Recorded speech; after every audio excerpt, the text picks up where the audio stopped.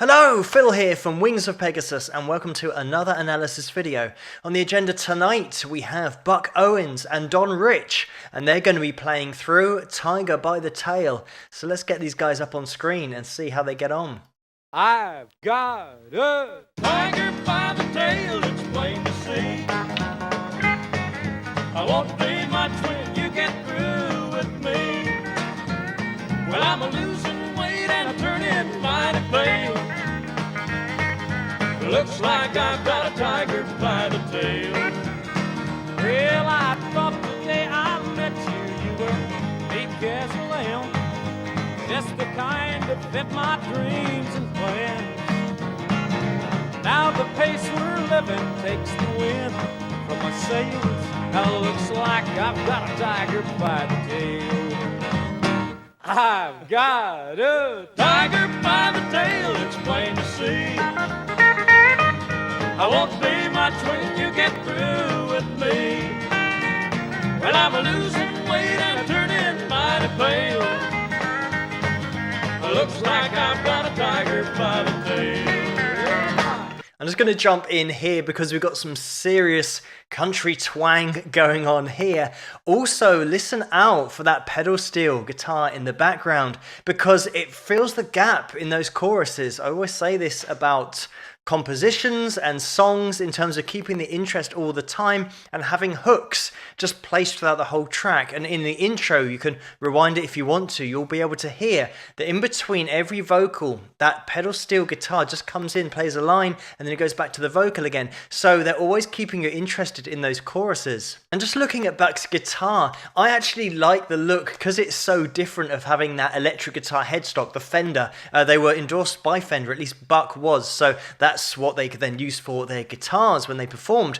But having that headstock, the electric guitar headstock on that acoustic, it just gives it a really unique look. I don't think it necessarily sold that well, whereas Gibson guitars, the design of their headstock actually worked for acoustic guitars and their electric guitars because they looked similar on the headstock, whereas Fender had that totally different design on the electric. So having it with that acoustic body just certainly make it look unique. And I always say that playing and singing at the same time doubles the difficulty. We've got that going on here. They're really nailing the harmonies. We've got no real lead work with vocals going on in terms of playing and singing. It's just really rhythm work that's being done whilst the vocals are being performed as well. And they're both absolutely locked into that groove. Again, this groove is on that offbeat. So it's on your ands between the beats. So you've got 1 and 2 and 3 and 4 and. So that emphasis is always on the and here. And they're both absolutely locked into the groove. But now Don's just about to start his solo, so let's check it out.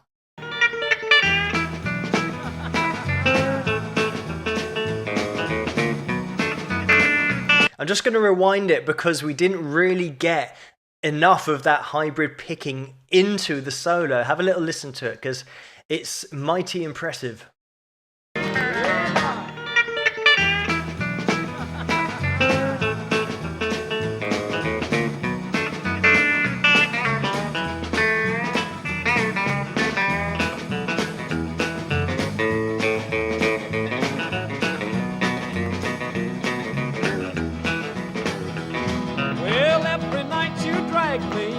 The bright lights are found.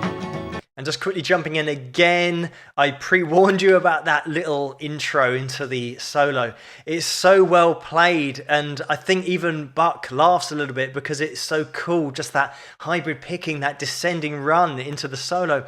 Another thing is nowhere to hide here with Don, absolutely as clean as you like with his tone. So everything he's playing has to be absolutely spot on. So he's using that hybrid picking technique as I mentioned, holding the pick between that thumb and first finger and then using that second finger and third finger to then pick the strings independently. There are little sections in that solo where he does pick all of the strings at the same time to get more of that chord sound. So that's the technique that he's using. But the good thing about using that technique is when you are playing with the thumb and first finger, you don't have to worry about alternate picking or string skipping because you can use that second finger and third finger to then play those notes. And that's how you get that typical chicken picking sound, is because you can follow on other strings so quickly quickly after that pick when he actually led into the solo there, just continuing those notes on so quickly after each other, because the pick doesn't have to move down to that second string and third string, because the second finger and third finger can do that job for you. Let's just watch it to the end.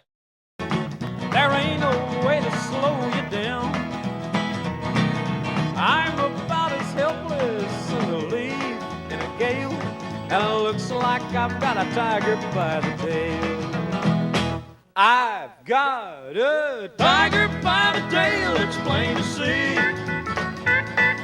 I won't be much when you get through with me, but I'm a losing weight and I'm turning mighty pale. Looks like I've got a tiger by the tail.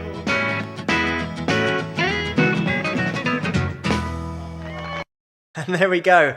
What I love about this kind of video is that it's really light-hearted, almost tongue-in-cheek, you'd say, in the performance, but the musicianship on show is really impressive. I mentioned that pedal steel guitar in the background, just such great playing just in that. Then when you add together the whole groove of the track and the singing, the harmony is absolutely spot on.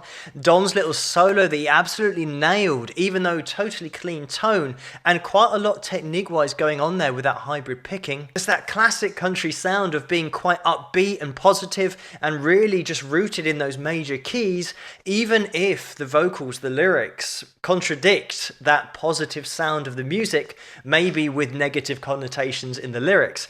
You can see how happy they are, even though they're singing about something that could be construed as stressful and maybe being in a relationship that you shouldn't be in, and you're losing weight and you're really stressed out. So it's funny that it's just a total contradiction of the sound that you hear and the lyrics that actually go with the music. This is really deeply set in that country groove, that country sound, with the twang on the vocals and that classic pedal steel guitar in the background. And Buck Owens is in the Country Music Hall of Fame, but also in the Nashville Songwriters Hall of Fame. And he also, I think, co-hosted Hee Haw with the legendary Roy Clark as well. So some big names and some classic playing here.